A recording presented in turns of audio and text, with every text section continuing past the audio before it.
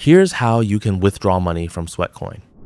First, open the Sweatcoin app and sign in to your account.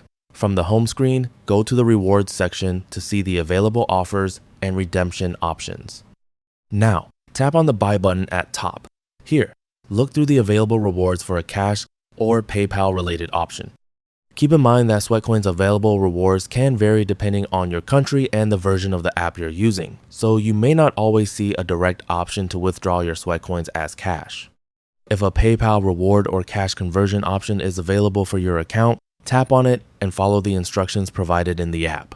Complete any required steps to redeem your balance. Depending on the available option, you may need to have a paid Sweatcoin plan before you can cash out. If you don't see a cash or PayPal option, you can still use your Sweatcoins for other rewards. Go back to the rewards section and check the available gift cards and other offers. You may find gift cards for platforms such as Amazon that you can redeem using your Sweatcoins. The available rewards can change over time, so check the rewards section regularly to see what redemption options are currently available for your account. That's all for this video. Thanks.